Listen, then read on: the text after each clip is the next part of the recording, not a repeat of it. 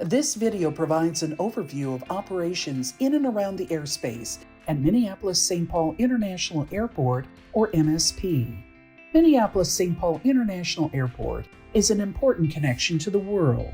It is consistently ranked in the top 30 airports in the country and is expected to grow in the coming years. The airport is an economic driver for the region, supporting nearly 87,000 jobs and nearly $16 billion in business revenue. In order to help it continue to thrive, it must continue to connect with markets worldwide. Technology is always updating, and the FAA is updating the technology that drives air traffic control. These updates enhance safety and improve efficiency of the airspace, benefits for the traveling public. Modernization can reduce delays while meeting current and projected demand. At MSP, a ground-based navigational aid, known as the VOR, will be decommissioned soon. VOR technology dates back to the 1950s. In its place, we will use satellite-based performance-based navigation, or PBN, to update standard instrument departure procedures.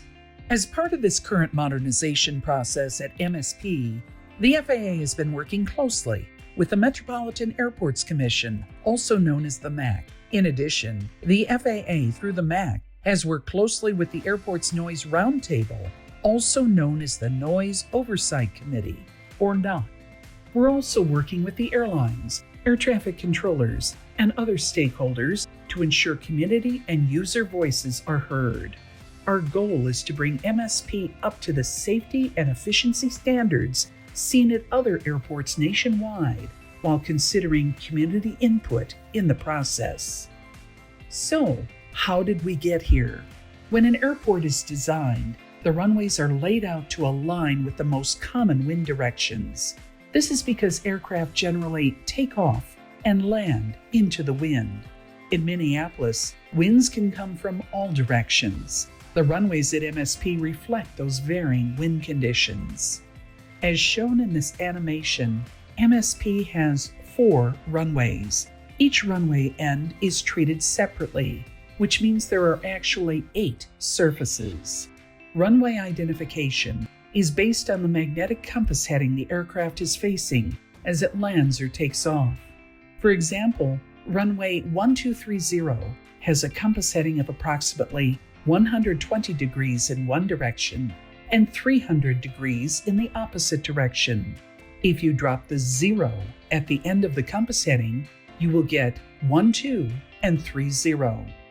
Parallel runways are further designated with L for left or R for right as you approach or depart the runway. This example shows aircraft in north flow. When winds are from the north, landing and departing on runway 30 left and 30 right. The other primary operational flows include south flow, when winds are from the south, and mixed A, which includes aircraft arriving and departing to the north, as well as departing to the southwest. Changes in weather mean there could be multiple operational flows in one day. Changes can also occur if the airport closes a runway for construction or snow removal. Air traffic controllers use 3-dimensional space to keep planes safely separated. Satellite-based procedures make that job safer and more efficient because the separation requirements can be incorporated into the procedure, enhancing safety and reducing pilot-controller readback errors. Creating and publishing new flight procedures is a multi-step process that involves multiple workgroup meetings with all stakeholders. We look at air traffic patterns in the area and make sure that any new procedures do not put that traffic at risk. The proposed satellite-based updates allow us to ensure aircraft from Minneapolis-St. Paul and surrounding Twin City airports are safely separated while maintaining a flow of air traffic into and out of the Twin Cities area.